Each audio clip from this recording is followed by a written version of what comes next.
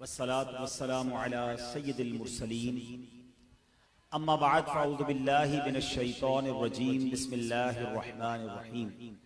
پڑھیے الصلاة والسلام علیک یا رسول اللہ وعلی آلک واصحابک یا حبیب اللہ. الصلاة والسلام علیک یا نبی اللہ وعلی آلک واصحابک یا نور اللہ.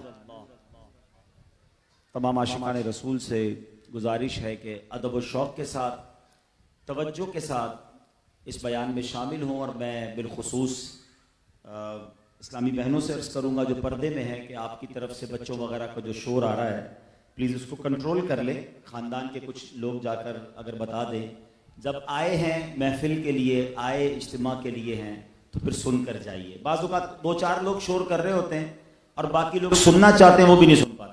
تو اگر سب خاموش ہو جائیں گے میں انشاءاللہ زیادہ دیر نہیں لوں گا، آپ کی 20-25 منٹ پہ کوشش کروں گا اپنی بات پوری کر لوں. تو آپ 25 منٹ تھوڑی دیر کے لیے خاموش ہو جائیں، اس کے بعد آپ کو جتنی باتیں کرنی ہیں آپ باتیں کر لیں، تاکہ میں یہ چاہتا ہوں جو میں پیغام لے کر آیا ہوں، جو بات لے کر آیا ہوں وہ سب سن کر جائیں اور اس سے فائدہ بھی اٹھائیں. الحمدللہ درود پاک پڑھنے کے بے شمار فضائل و برکات ہیں.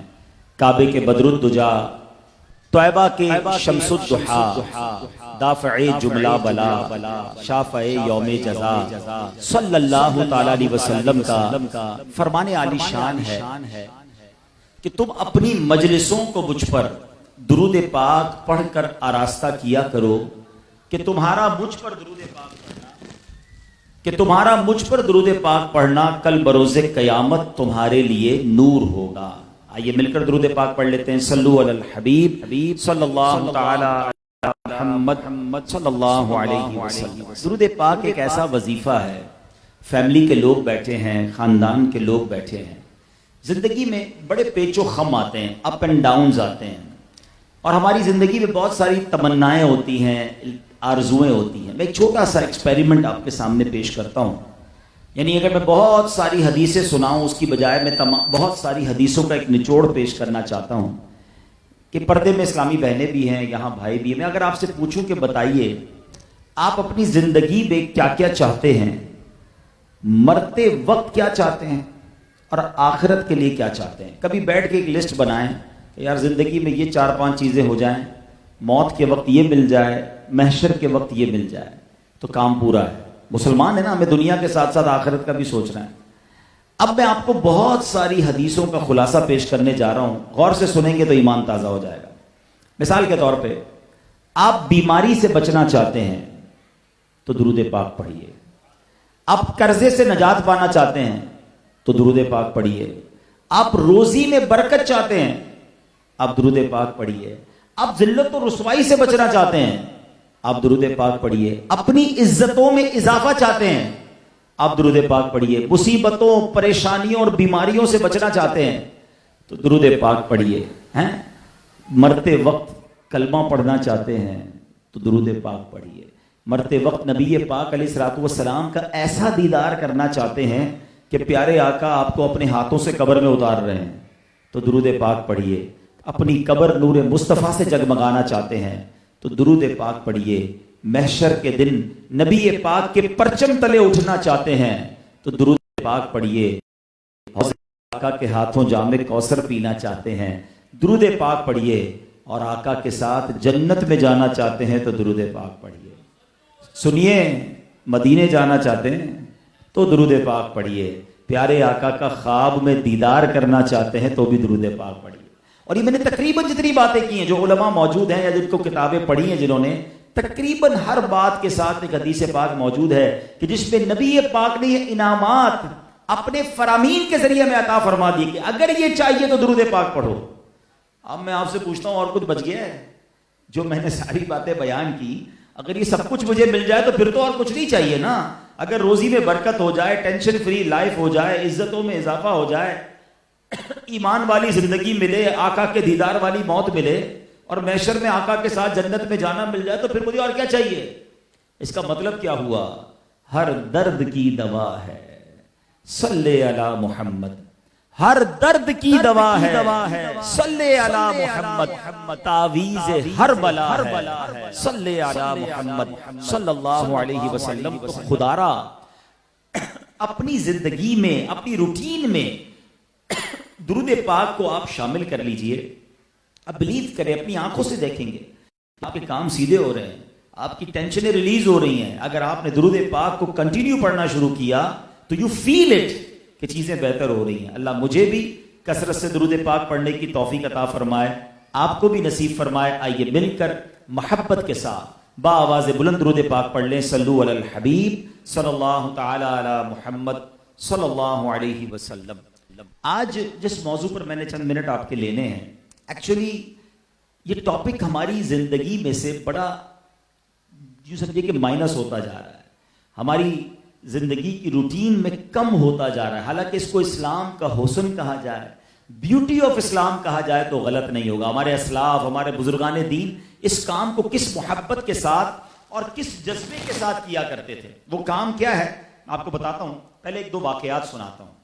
ایک بہت عظیم ہستی ہے، ہم سبھی ان سے بڑی محبت کرتے ہیں، ان کا واقعہ ہے، نام بعد میں بتاتا ہوں، پہلے ان کا واقعہ سنیں تو ایمان تازہ ہو جائے گا۔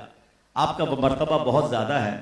ایک بار فرماتے ہیں کہ وہ مدینہ منورہ کا دورہ کر رہے تھے، تو ان کی ایک خیمے پر نظر پڑی کہ ایک بندہ جو ہے وہ اندر سے باہر بیٹھا تھا اور اندر سے کسی کی تکلیف کی آواز آئی کہ کوئی اندر تکلیف محسوس کر رہا ہے۔ تو جو باہر شخص بیٹھا تھا، آپ نے اسے سلام کیا تو اس نے کہا کہ میں امیر المومنین کی تلاش میں بیٹھا ہوں۔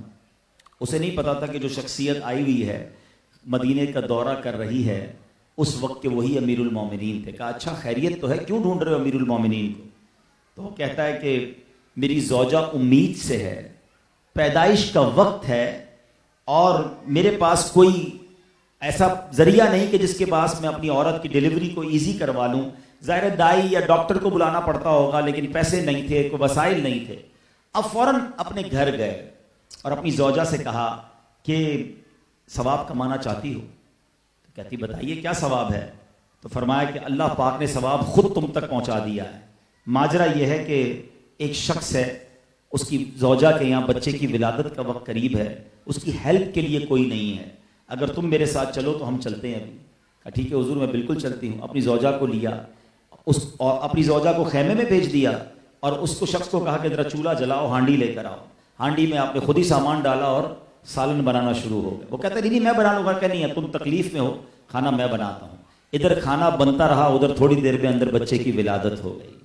جب ولادت ہو گئی تو اندر سے زوجہ نے آواز لگائی کہ امیر المومنین آپ کو مبارک ہو کہ جس کے لیے آپ مجھے لے کر آئے تھے ان کے اب بیٹے کی ولادت ہوئی ہے۔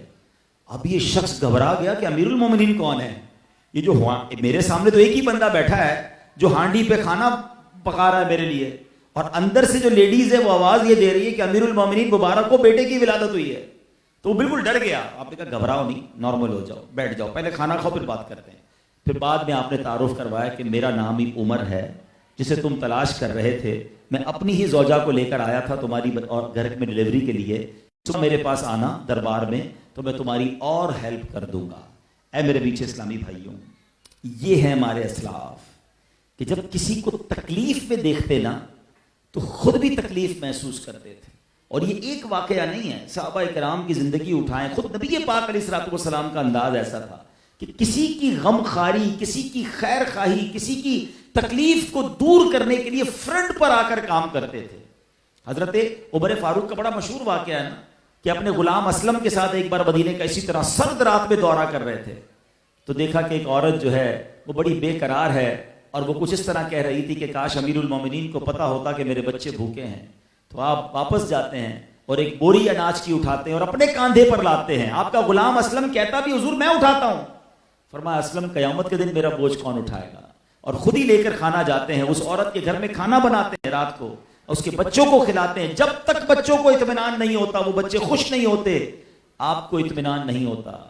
اور وہ تاریخی جملہ حضرت عمر رضی اللہ عنہ بار بار فرماتے تھے، لو ماتت شاۃ علی شط الفرات ضائعها لغنت، فرماتے ہیں کہ اگر نہر فرات کے کنارے بکری کا بچہ بھی پیاسا مر گیا، ان اللہ تعالی سائلی عنہا یوم القیامہ، تو میں ڈرتا ہوں کہ اللہ پاک مجھ سے اس کے بارے میں حساب نہ لے. یعنی ایک تو حکمرانی یا ذمہ داری ملی اس کا احساس، دوسرا غربا کا احساس، تکلیف میں جو لوگ ہیں ان کی خیر خواہی کی فکر. یہ وہ انداز تھا جو ہمارے بزرگان دین میں تھا. مگر آج ہم میں سے بہت سارے وہ ہوں گے جو غربت دیکھ کر یہاں تک آئے ہیں. یہ ہم جو نوجوان بیٹھے نا ان کو شاید پتہ بھی نہیں غربت کیا ہوتی ہے. ہمارے والدین نے، ہمارے دادا نے، پردادا نے، ہم میں سے بہت سارے وہ ہوں گے جن کا بیک گراؤنڈ دیکھیں تو پیچھے بڑا سٹرگل ہوتی ہے. مگر چونکہ نئی نسل کو تیار مل جاتا ہے اس کے بعد انہیں احساس ہی نہیں ہوتا غربت کیا ہوتی ہے، ٹینشن کیا ہوتی ہے، کمانا کیسے ہوتا ہے، تکلیفیں کیا ہوتی ہیں. لیکن یہ احساس دل میں رہنا چاہیے کہ جو لوگ تکلیف میں ہیں ہم کسی طرح ان کے سہارا بن جائیں. اچھا یہ بھی ضروری نہیں ہوتا. اصل میں بعض اوقات ایک اور کانسیپٹ پتہ کیا بن گیا ہے کہ جب ہم کسی کو کہیں نا کہ یار لوگوں کے ساتھ اچھا برتاؤ کریں، خیر خواہی کریں، تو لوگ سمجھتے ہیں اس کا مطلب پیسے دینا ہے. نہیں جناب، صرف پیسے سے مدد نہیں ہوتی ہے. یہ پہلے کانسیپٹ کلیئر کر لیں. کچھ لوگوں کو صرف دلاسا چاہیے ہوتا ہے، حوصلہ چاہیے ہوتا ہے، ہمت چاہیے ہوتی ہے، کوئی ہاتھ پکڑنے والا چاہیے ہوتا ہے. ہم سمجھتے ہیں ہر کام پیسے سے ہو جائے گا. نہیں، آپ پیسے بھی دیں ساتھ گالی بھی دے دیں تو کیا اس کو سکون ملے گا؟ نہیں جناب. اچھی بات سے جو سکون ملتا ہے نا، کوئی رشتہ دار آ کر کھڑا ہو جائے کہ ٹینشن مت لینا میں تمہارے ساتھ ہوں، یہ جملہ ہی کافی ہوتا ہے. ساری زندگی یاد رہ جاتا ہے کہ یار یہ مشکل میں آ کے کھڑا رہا تھا. اور کچھ لوگ پیسے بھی دیتے ہیں مگر لوگ ان سے تکلیف میں ہوتے ہیں کیونکہ وہ پیسے دے رہے ہوتے ہیں مگر ساتھ تکبر بھی دکھا رہے ہوتے ہیں، وہ ذلیل بھی کر رہے ہوتے ہیں. تو بیسیکلی خیر خواہی کا جو ثواب ہے نا وہ بہت اعلیٰ ہے. اس میں آپ کو اپنا کردار ادا کرنا ہے اور یہی اسلام کو مطلوب ہے. اور ایسے ایسے فضائل ہیں. ذرا غور سے سنیے گا کہ ایک بار امیر المومنین حضرت عمر فاروق رضی اللہ تعالیٰ عنہ گھر سے نکلے تو ایک اور صحابی نے دیکھا یہ رات کو کہاں جا رہے ہیں. ان صحابی کا نام تھا حضرت سیدنا طلحہ بن عبید. کہتے ہیں حضرت امیر المومنین ایک گھر میں گئے، رات کو دیر ہو رہی ہے، تھوڑی دیر گھر میں رہے، نکل کے پھر دوسرے گھر میں گئے. انہوں نے اس گھر کو مارک کر لیا. کہا ابھی رات کافی ہو گئی، ابھی کیا پوچھوں. صبح گئے ان کے گھر پہ اور جا کر اندر دیکھا تو آپ دیکھ کر حیران ہو گئے کہ بوڑھی عورت ہے اندر گھر میں اور نابینا بھی ہے، اپاہج بھی ہے. تو صبح گئے کہ رات کو ایک مرد آیا تھا تمہارے گھر میں، وہ کیا کر رہا تھا؟ حضرت طلحہ بن عبید اللہ اس سے پوچھتے ہیں تو وہ عورت کیا کہتی ہے کہ یہ تو شخص روز ہی آتا ہے میرے گھر میں اور کافی عرصے سے آ رہا ہے کیونکہ اس کو معلوم ہے میں معذور ہوں، آ کر رات کو میرے گھر کے کام کاج کر کے چلا جاتا ہے. اس کو نہیں پتا یہ حضرت عمر فاروق کے جو رات کو آتے ہیں. کہ ایک شخص ہے اس کو پتا ہے میں معذور ہوں، وہ رات کو اپنے کام کاج سے فارغ ہو کر آتا ہے اور میرے گھر کے کام کاج کر کے چلا جاتا ہے. اللہ اکبر. اچھا پھر اس میں ایک اور خوبی، یہ حضرت طلحہ نے دیکھا تو مجھے اور آپ کو پتا چلا نا، حضرت عمر نے تو نہیں بتایا نا. اول تو ہم ایسا کوئی کام کرتے نہیں ہیں. اچھا ہم میں سے کوئی جناب کسی کو خیال آ بھی جائے کہ چلو یار کسی غریب رشتہ دار کی، کسی غریب مسلمان کی مدد کرنی ہے، اس کی ہیلپ کرنی ہے، تو پھر بات چھپاتے بھی تو نہیں ہے نا، سب کو بتاتے بھی ہیں میں تو اتنے غریبوں کی مدد کر رہا ہوں، فلاں میرا غریب رشتہ دار ہے میں اس کے گھر پہ راشن بھجواتا ہوں، میں جناب اس کے بچے کی اسکول کی فیس دیتا ہوں. یہ جو ہم کرتے ہیں نا یہ بھی درست نہیں ہے. اگر آپ کسی کو ہیلپ آؤٹ کر رہے ہیں، کسی کی مدد کر رہے ہیں تو احسان نہ جتائیں. قرآن کہتا ہے یا ایھا الذین آمنوا لا تبطلوا صدقاتکم بالمن والعطا. اے ایمان والو اپنے صدقے ضائع نہ کرو. صدقہ کیسے ضائع ہو گیا بھائی؟ ہم نے پیسے دیے، اس نے ریسیو کیے، ضائع کیسے ہو گیا؟ ہاں پیسے چلے گئے آپ کے، مگر آگے قرآن کہتا ہے صدقے ضائع کیسے ہوتے ہیں؟ بالمن والعطا. تم احسان جتاتے ہو، دل دکھاتے ہو، تکلیف پہنچاتے ہو تو خدا را خیر خواہی ضرور کریں، یہ بڑی نیکی ہے. ایک بات یاد کر لیں آج میرے بھائی اور جو بہنیں پردے میں سن رہی ہیں، نفل فرض اور واجب کے بعد سب سے افضل کاموں میں افضل کام یہ ہے کہ آپ کسی مسلمان کے دل میں خوشی داخل کر دیں. اونلی خوشی داخل کرنا. اب یہ خوشی بہت سارے طریقے سے ہو سکتی ہے. آپ مسکرا کر ملے خوشی ہو جائے گی، کسی بیمار کی عیادت کے لیے جائیں اس کو خوشی ملے گی، کسی کو ہمت بڑھائیں اس کو خوشی ملے گی، کسی کے لیے جاب کے لیے کسی سے بات کر لیں اس کو خوشی ملے گی. خوشی داخل کرنا 60 سال کی نفلی عبادت سے افضل ہے. مگر آج کوئی کسی کو خوش کرنے کے لیے تیار ہی نہیں ہے. آج مائنڈ سیٹ یہ بن گیا یا شیخ اپنی دیکھ، اپنا کام سیدھا ہونا چاہیے بھائی، سب کی فکر کریں گے تو اپنا مشکل ہو جائے گا. یہ نہیں. حدیث پاک میں ہے مومن وہ ہوتا ہے جو اپنے لیے پسند کرتا ہے وہ دوسرے مسلمانوں کے لیے پسند کرتا ہے. ہم اپنے لیے کیا پسند کرتے ہیں کہ سب میرے ساتھ اچھا برتاؤ کریں. ہمیں بھی چاہیے کہ ہم دوسرے مسلمانوں کے لیے بھی یہی پسند کریں. کاروباری لوگ بھی بیٹھے ہیں، کاروبار میں کیا ہوتا ہے؟ یار اپنا آئٹم بکنا چاہیے، باقی اچھا خاص طور پہ کوئی نیا آدمی اپنے کاروبار میں ہے تو کوشش کرتے ہیں اس کو آگے ہی نہ بڑھنے دیں، یار یہ نیا انٹر ہو جائے گا تو یہ کہیں ہماری جگہ نہ لے لے. یہ اتنی مائنر سوچ ہوتی ہے. یار میرے اور آپ کی جیب میں تھوڑے پیسے ہیں، میرے اللہ کے خزانے تھوڑے نہیں ہیں. وہ آپ کو رزق دینے پر بھی قادر ہے اور ساری دنیا کو رزق دے رہا ہے. لیکن بعض اوقات لوگ مارکیٹ میں بھی یہ جالسی کرتے ہیں. پہلے کے زمانے کے لوگ کیسے تھے؟ حضرت سیدی قطب مدینہ رضی اللہ تعالیٰ عنہ مولانا ضیاء الدین مدنی، جو ہمارے پیر و مرشد مولانا الیاس قادری صاحب کے بھی پیر و مرشد ہیں، وہ بتاتے ہیں کہ پہلے کے مدینے کے لوگ کیسے ہوتے. ذرا غور سے سنیے گا. کہتے ایک شخص ایک مدینے شریف میں کاروباری شخص کے پاس گیا، دکاندار کے پاس گیا اور جا کر کہتا ہے حضرت مجھے یہ کپڑا چاہیے. کپڑے کا بیپاری تھا، اس نے اس کو آرڈر دیا. وہ بیپاری پتہ کیا کہتا ہے؟ کہتا ہے یار میری صبح سے جو ہے نا سیل اچھی ہو گئی ہے اور آپ جو کپڑا مانگ رہے ہیں وہ ہے میرے پاس، مگر وہ جو سامنے دکاندار ہے نا وہ صبح سے فارغ بیٹھا ہے میرا بھائی، آپ ایسا کریں یہ والا مال اس سے لے لیں. یہ ہے اسلام کہ سب کا بھلا سب کی خیر، سب کے بھلے میں اپنی خیر. مگر ہمارا مائنڈ سیٹ یہ نہیں اس سے لے لے گا، اس سے آئٹم لے لے گا تو آئندہ میرے پاس نہیں آئے گا. بلکہ ہمارے یہاں تو کاروبار میں یہ ہوتا ہے کہ کوئی آ کر بتا دے نا کہ میں فلاں دکان پہ بھی گیا تھا، ریٹ پوچھا، اب آپ کے پاس آیا ہوں. ارے اس کے پاس کدھر چلے گئے، وہ تو ایک نمبر کا چور ہے. اب پہلے جب تک اس کی برائیاں نہیں کریں گے تب تک اپنا آئٹم نہیں بیچیں گے. یہ نہ کریں. ایک بات یاد کر لے سارے بھائی کہ جو آپ کے نصیب میں ہے وہ کوئی چھین نہیں سکتا، اور جو آپ کے نصیب میں نہیں نا وہ کوئی دے بھی نہیں سکتا. وٹ ایور آپ کے نصیب میں وہ مل کے رہے گا. کسی کو برا بول کے، کسی کی برائی کر کے کہ وہ نیچا ہو جائے میں آگے بڑھ جاؤں، ایکسٹرا نہیں ملے گا. جو ملنا تھا وہ ملنا تھا. تو خدا را خیر خواہی کا جذبہ، مسلمانوں کے ساتھ بھلائی کا جذبہ اپنے اندر پیدا کریں. یہ اللہ کو بہت پسند ہے. اور یہ جو بزرگوں کا ایک جملہ ہے نا یہ دل پہ بٹھا لو کہ سب کا بھلا سب کی خیر. آپ جب سب کا بھلا چاہو گے نا آپ کی آٹومیٹکلی خیر ہو جائے گی، آپ کے کام آٹومیٹکلی سیدھے ہو جائیں گے، کیونکہ پھر دعائیں بھی شامل ہو جائیں گی نا. لوگ آپ کے لیے اچھا بولنا شروع کریں گے، وہ ہاتھ اٹھائیں گے، وہ دل سے دعا کریں گے، آپ کے کام سیدھے ہوتے چلے جائیں گے. یہاں میں چند باتیں اور خیر خواہی کے حوالے سے عرض کر دیتا ہوں. نبی پاک علیہ الصلوۃ والسلام فرماتے ہیں لوگوں کے لیے بھی وہی پسند کرو جو اپنے لیے کرتے ہو، اور جو اپنے لیے ناپسند کرتے ہو اسے دوسروں کے لیے بھی ناپسند کرو. جب تم بولو تو اچھی بات کرو یا خاموش رہو. جب میں اپنے لیے پسند نہیں کرتا کہ مجھے کوئی دھوکہ دے، میں اپنے لیے پسند نہیں کرتا مجھ سے کوئی بدتمیزی کرے، میں اپنے لیے پسند نہیں کرتا مجھے کوئی ڈس رسپیکٹ کرے، میں اپنے لیے پسند نہیں کرتا کہ کوئی مجھے اگنور کرے، تو آپ دوسروں کے لیے بھی یہ پسند نہ کریں نا کہ آپ پھر کسی کی ڈس رسپیکٹ کرتے ہیں، کسی کے ساتھ بدتمیزی ہو رہی ہے، کسی کو برا بھلا کہہ رہے ہیں، آپ بھی نہ کریں گے. کہ مومن وہ ہوتا ہے. آگے سنیے بہت خوبصورت بات، بیمار کی جو عیادت ہے. اب پرابلم یہ ہو گیا جب سے یہ واٹس ایپ آ گیا، موبائل آ گیا، اب ہر چیز ڈیجیٹل ہو گئی ہے. پتہ نہیں کب نماز جنازہ بھی ڈیجیٹل نہ کر دیں کہ بھائی گھر میں ہی سارے امام صاحب اللہ اکبر کہیں گے سب گھر میں پڑھ لو. اب جاتا ہی کوئی نہیں ملنے. یہ عیادت کے لیے جانا، یہ جو باؤنڈنگز ہے نا، سوشل میڈیا نے ہم سب کو ایک دوسرے سے دور کر دیا ہے.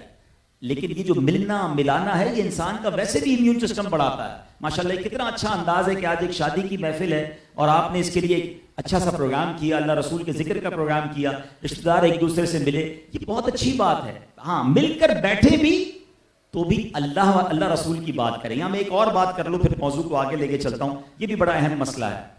ایک بڑا پرابلم پتہ ہے کیا ہو گیا ہے؟ اول تو ہم مل نہیں رہے، لیکن جب بھی ہم ملتے ہیں نا کسی بھی سیلیبریشن کے نام پر تو اس میں پتہ نہیں کیا پرابلم ہے کہ جب سیلیبریٹ کرنا ہے تو اللہ کو ناراض کرنا ہے. یہ بڑی عجیب فنامنا بن گیا ہے. اب میں 2-3 باتیں کہوں گا تو آپ کو میری بات سمجھ آ جائے گی. پہلے تو مجھے ایک بات کا جواب دیں، خوشی دینے والا کون ہے؟ زور سے ذرا جواب دیں. برکت دینے والا کون ہے؟ آپ کو نیا گھر ملتا ہے تو وہ دینے والا کون ہے؟ سب چیزیں دینے والا اللہ ہی ہے نا. اچھا دنیا میں کوئی آپ کو گفٹ دے، آپ اس کو ناراض کریں گے کہ یار آج گفٹ دیا ہے تیرے کو ناراض کرنا ہے؟ ارے بھائی تحفہ دیا تو اس کا شکریہ ادا کریں گے نا. لیکن یہ عجیب بات ہے کہ نعمت اللہ دیتا ہے اور اسی نعمت کی سیلیبریشن میں، خوشی میں ہم رب کو ناراض کر رہے ہیں. یہ کتنی بڑی بے وقوفی ہے. یعنی اب غور کیجئے، بچہ پیدا ہوا، لاکھوں لوگ بے اولاد ہیں، اللہ نے آپ کو یہ نعمت دی کہ بچہ پیدا ہوا، پارٹی کی بچے کی پیدائش پر. کیا کیا؟ کوئی ایسا کام ضرور کرنا ہے جس میں اللہ ناراض ہو جائے. میوزک کریں گے، آتش بازی کریں گے. اچھا بچہ 1 سال کا ہو گیا، برتھ ڈے کرنی ہے، کریں برتھ ڈے، کس نے منع کیا بھائی؟ مگر اس برتھ ڈے میں ناچ گانے کریں گے، اس برتھ ڈے میں ایسا کچھ کریں گے جس پہ اللہ کو ناراض کریں گے. یہ بچہ تھوڑا بڑا ہو گیا، گریجویشن کر لی، گریجویشن سیریمنی کرنی ہے، آپ سب کچھ وہ کام کریں گے جس پہ اللہ ناراض ہو جائے. اچھا یہ بچہ اور بڑا ہوا, شادی کرنی ہے, ارے کتنے لوگ ہیں جن کی شادی نہیں ہوتی, کتنی بڑی نعمت ہے آپ کو اللہ نے یہ نعمت دی, مگر شادی میں تو ایسا لگتا ہے کہ ٹارگٹ کرتے ہیں کہ وہ کون کون سا کام ہے جس سے رب ناراض ہوتا ہے وہ سارے کرنے ہیں. توبہ توبہ توبہ توبہ. آپ ذرا سوچیں یہ کتنی بڑی بے وقوفی ہے کہ whenever I celebrate, جب میں نے خوش ہونا ہے اپنے رب کو ناراض کرنا ہے. یا دوسرے لفظوں میں جب میں نے خوشی منانی ہے خوشی دینے والے کو ناراض کرنا ہے. اینڈ آف دا ڈے کیا ہوگا سوچو, وہ خوشیاں روک لے گا, وہ خوشیاں واپس لے لے گا. آپ بھی لے لو گے نا یار, آپ کو کوئی, آپ کسی کو تحفہ دے وہ آپ ہی کو ناراض کر رہا ہے, دوسرا تحفہ دے پھر آپ کو ناراض کر رہا ہے, بولے اس کو تحفہ دینا ہی بیکار ہے بھائی, یہ آدمی صحیح نہیں ہے. آپ رب کو ہر خوشی میں ناراض کر رہے ہو. ذرا سوچیں, نیا گھر لیا, دوستوں کی پارٹی کرنی ہے, اللہ کو ناراض کرنے والا کام کرنا ہے. کیا کھانا کھا کر اللہ رسول کا نام لے کر جائز طریقے سے خوشی نہیں منائی جا سکتی؟ سمجھے, اس باریک بات کو سمجھے. یہ شیطان کا وار ہے, اس کے ساتھ اللہ کی ناراضگی کو جوڑ دیا ہے. ارے نیا سال آیا آپ کے پاس, چلو اس کو بھی نعمت مان لیتے ہیں, اس رات کو بھی اللہ کو ناراض کرنا ہے. جب میں نے خوشی منانی ہے کوئی ایسا کام ضرور کر رہا ہے جس میں رب ناراض ہو جائے.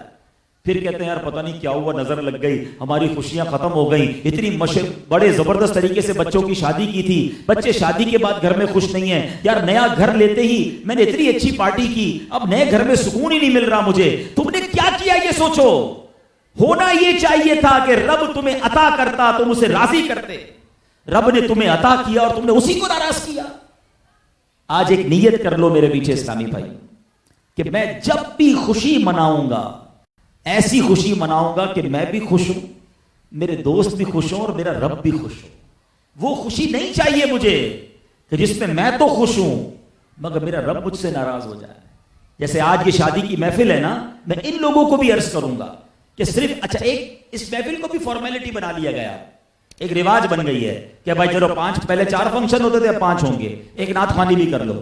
بھائی نعت خوانی کریں بڑی اچھی بات ہے, بیان کروائیں بہت اچھی بات ہے, باقی آگے والے 4 کام تو ختم کرو نا. ہاں اب وہ سارے کام کر رہے ہیں جس پہ رب نے ناراض ہونا ہے. تو اب سوچیں خود, میں تو یہاں نوجوانوں کو کہنا چاہتا ہوں, جتنے نوجوان ہیں جن کی شادی ہونی ہے یا ہونے والی ہے یا ہو رہی ہے, میری ایک بات سمجھو, زندگی تم نے گزارنی ہے اپنی بیوی کے ساتھ, اور تم چاہتے ہو کہ تمہاری لائف خوشیوں والی گزرے. اس لائف کی ابتدا ہی رب کی ناراضی سے کر رہے ہو, پھر آگے جا کے کون غم اٹھائے گا؟ باقی دوست تو مزے کر کے چلے جائیں گے, چند دوستوں کو, چند رشتہ داروں کو خوش کرنے کے لیے رب کو ناراض کر لوں میں. ان نوجوانوں کو اسٹینڈ لینا چاہیے کہ شادی میری ہے, آگے لائف مجھے اپنے بچوں کے ساتھ گزارنی ہے. میں اپنے شادی کے اندر کوئی ایسا کام نہیں ہونے دوں گا جس سے میرا مالک ناراض ہو جائے. آپ اسٹینڈ لے لو نا. آپ کہتے ہیں کیا کریں, چند دوست ناراض ہو جائیں گے, یار یہ والا فنکشن نہیں کریں گے, یہ والا رواج نہیں کریں گے. فیملی کے لوگ کہتے ہیں یار یہ والی بھی بات نہیں کرو گے تو شادی کیا ہوئی. ارے آپ سوچیں آپ کتنی بڑی مسٹیک کر رہے ہیں. آپ بنیاد بھی ڈال رہے ہیں خاندان کی اور ساتھ کام بھی وہ سارے کر رہے ہیں جس پہ رب ناراض ہو جائے. یا تو طے کر لے کہ اللہ کے سوا بھی کوئی نعمتیں دینے والا ہے تو پھر اس سے مانگ لینا کہ یار اللہ کو ناراض کر لیتے ہیں, دوسرے سے معاذ اللہ بچہ لے لیں گے, اولاد لے لیں گے, خوشیاں لے لیں گے, رزق لے لیں گے. جب سب کا ایمان یہ ہے کہ دینے والی ذات وہی ہے, خوشیاں بھی اس نے دینی ہے, ان خوشیوں کو دوام بھی اس نے دینا ہے, تو یار اس کو تو ناراض نہیں کرنا چاہیے. عقل بھی یہی کہتی ہے, مگر پتہ نہیں کیا اندھے ہو جاتے ہیں خوشی کے موقع پر, بے وقوفی طاری ہو جاتی ہے کہ بس خوشی ہے سب چلتا ہے. ارے نہیں چلتا بھائی. اگر میں قرآن آپ کو قرآن سنا رہا ہوں نا, اللہ قرآن میں کیا وعدہ فرمایا, لَإِن شَكَرْتُمْ لَأَزِيدَنَّكُمْ, تم میرا شکر ادا کرو میں تمہیں اور عطا کروں گا. If you want to increase your privilege, آپ چاہتے ہیں کہ آپ کی باؤنٹیز, آپ کی برکتیں چلتی رہیں, آپ شکر ادا کرتے رہیں, اللہ اور بڑھاتا رہے. اللہ آ گئی, پریشان ہو گئے, تو یہ غور کرنا ہے کہ اللہ نعمت بھی دے, اس نعمت میں برکت بھی دے, اللہ اس نعمت کو قائم بھی رکھے, زوال نعمت سے بھی رب بچائے. یہ ہم سب کے ہاتھ میں ہے. آپ اگر چاہتے ہیں کہ نعمتیں باقی رہیں, آپ ہر نعمت پر اللہ کو راضی کرو, آپ اللہ کو خوش رکھو. اللہ مجھ سے راضی رہنا, اللہ تو نے نعمت دی, تیری مہربانی. عقل یہ کہتی ہے. مجھے ایک بہت اچھے دوست ہمارے جاننے والے, ان کا بڑا کمال کا ایک اسٹائل ہے. وہ کہتے ہیں میں جب بھی اپنے بچوں کی شادی کرتا ہوں نا, ساتھ ایک غریب جوڑے کی بھی شادی کرتا ہوں. میں فنکشن تھوڑے کرتا ہوں, خرچے تھوڑے کرتا ہوں, پیسے بچا کے ایک غریب بچے بچی کی شادی کروا دیتا ہوں. مجھے میرے بچے بہت خوش رہتے ہیں, کیونکہ وہ بچے جب بھی دعا کرتے ہیں میرے بچوں کے لیے کرتے ہیں کہ ان کی وجہ سے ہماری بھی شادی ہو گئی. That is the way to get reward. یہ طریقہ ہے کہ جس کے ذریعے آپ ثواب کمائیں. ہمیں ضروری ہے سب کو دکھانا کہ نہیں فلاں نے اتنے پیسے خرچ کیے تھے شادی میں، اب میں اتنے زیادہ خرچ کروں گا. یہ تو اللہ بھلا کرے. دیکھیں نا، ہر برائی ہر شر میں سے خیر نکلتا ہے. کرونا وائرس کی وجہ سے یہ خیر تو نکلی کہ اب شادیاں چھوٹی ہو گئیں، بڑے بڑے فنکشن ہونا رک گئے. اب جناب غریبوں کا بھی بھلا ہو گیا کہ تھوڑے پیسوں میں ان کی بھی شادی ہونے لگ گئی. تھوڑے دنوں پہلے تو ایسا بھی حال تھا کہ گھر کے اندر ہی 15 20 25 لوگوں میں رخصتی ہونے لگ گئی تھی. تو اس کا مطلب شادی کے لیے 5000 لوگ ضروری نہیں ہے. شریعت نے تو ایسی کوئی پابندی نہیں لگا. ہم نے سارے اپنے رواج بڑھا دیے اور اتنا دکھلاوا بڑھا دیا کہ ایک عام آدمی کے لیے مشکل ہو گیا. تو پلیز کم از کم، میں آپ چلے اس طرف نہیں جاتا کہ کون کتنا خرچہ کرتا ہے، ایک بات تو سارے طے کر سکتے ہیں نا کہ میں اپنی خوشی میں اپنے رب کو ناراض نہیں کروں گا. یہ ایک ون لائنر ہے اور یہ ہر عقل مند سمجھے گا اس بات کو کہ خوشی دینے والے کو کون ناراض کرتا ہے یار. خوشی رب دے اور میں اسے ناراض کر دوں. تو جس دن آپ یہ سمجھ جاؤ گے نا، اس دن آپ دیکھو گے آپ کی خوشیاں کیسے بڑھتی ہیں. وہ کنٹینیو رہیں گی، اس میں برکت آ جائے گی. اللہ مجھے بھی اور آپ کو بھی اپنی خوشیوں میں اپنے خالق حقیقی کو راضی کرنے کی توفیق عطا فرمائے. تو میں عیادت کی بات کر رہا تھا کہ مریض کی عیادت یہ کتنی بڑی نیکی ہے، یہ بھی سن لیں اور اس کام کو کیا کریں. موقع نکال کر مریض کی عیادت کو جایا کریں. اللہ کے حبیب علیہ الصلوۃ والسلام فرماتے ہیں، ایک مسلمان جب اپنے مسلمان بھائی کی عیادت کو گیا تو واپس ہونے تک جنت کے پھل چننے میں رہا. جب تک واپس نہیں آیا وہ ایسا ہے کہ وہ گویا جنت کے پھل چن رہا ہے. تو کبھی کبھی وقت نکال کر مریض کی عیادت کے لیے جایا کریں. اس کو اس سے دل جوئی ہوتی ہے، تسلی ملتی ہے. صرف آپ کے واٹس ایپ سے اس کی طبیعت ٹھیک نہیں ہو جاتی کہ بھائی سب ٹھیک ہے نا، سب خیریت ہے تو سارے کام آن لائن کر لیں گے. اب تو مریض کی عیادت کے لیے جانا چاہیے. تو بہرحال اسی طرح بزرگوں پر شفقت، خیر خائی کی بات ہو رہی ہے نا، یہ اب ذرا نوجوانوں سے بات کر لوں. یہ جو سفید داڑھی والے، سفید بالوں والے لوگ ہمارے اطراف میں ہیں نا، یہ ہمارے والد کی جگہ پر ہیں. ان کے ساتھ اچھا برتاؤ یہ شریعت کو کتنا پسند ہے. سیدنا امام احمد کبیر رفاعی رحمۃ اللہ تعالی علیہ فرماتے ہیں، جب کسی عمر رسیدہ لوگوں کو دیکھتے تو ان کے آس پاس کے لوگوں کو جا کر یہ سمجھاتے تھے کہ پیارے آقا علیہ الصلوۃ والسلام نے ارشاد فرمایا. حدیث پاک سنیے گا. آقا فرماتے، ترمذی کی حدیث ہے، جو بوڑھے مسلمان کی عزت کرتا ہے اللہ پاک اس کے بڑھاپے کے وقت کسی اور کو اس کی عزت کے لیے، اس کی رسپیکٹ کے لیے مقرر فرما دیتا ہے. اگر آپ چاہتے ہیں، میں چاہتا ہوں کہ میرے بڑھاپے میں میری عزت کی جائے، تو آج جو بزرگ ہمارے اطراف میں ہم ان کی عزت کریں.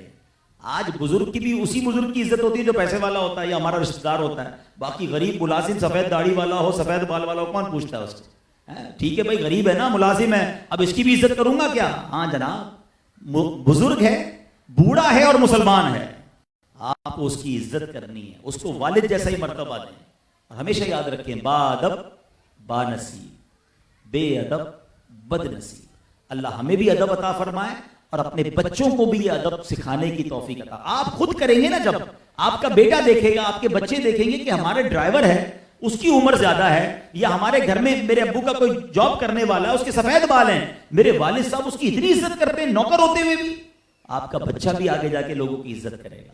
لیکن ہم اس کے سامنے اسے جھاڑ رہے ہوں گے کہ بزرگ ہے تو کوئی بات نہیں، ہمارا نوکر جو ٹھہرا، تو پھر یہ عزت والا معاملہ ختم ہو جائے گا، یہ ادب ختم ہو جائے گا. حدیث پاک سنائیے میں نے آپ کو کہ جو کسی بوڑھے کی عزت کرتا ہے، مسلمان بوڑھے کی عزت کرتا ہے، اللہ پاک اس کی بزرگی کے وقت کسی اور کی ڈیوٹی لگا دے گا کہ وہ اس کی عزت کرے. تو اگر آپ چاہتے ہیں کہ یہ سلسلہ باقی رہے، اور بالکل والدین کے ادب کی بھی یہی بات ہے. آخری بات، بچے بیٹھے ہیں، نوجوان بیٹھے ہیں، جن کے والدین ہیں نا، اپنے والدین کی خوب برکتیں لوٹیں. You are very lucky. یقین کریں جن کے ماں باپ حیات ہیں نا، وہ بہت خوش نصیب ہیں. پوچھو ان سے جن کے ماں باپ چلے گئے، آپ کتنا یاد آتے ہیں. تو جب تک ماں باپ کی نعمت آپ کے پاس ہے نا، ان کی قدر کریں. اور جس نے ماں باپ کو ستایا نا، اور بہت سارے گناہ ایسے ہیں کہ جن کی سزا مرنے کے بعد ملے گی، مگر ماں باپ کو ستانا ایک ایسا گناہ ہے کہ جب آپ باپ کو تکلیف پہنچاتے ہیں تو اپنی زندگی میں ہی اپنی اولاد میں وہ تکلیف دیکھ لیتے ہیں.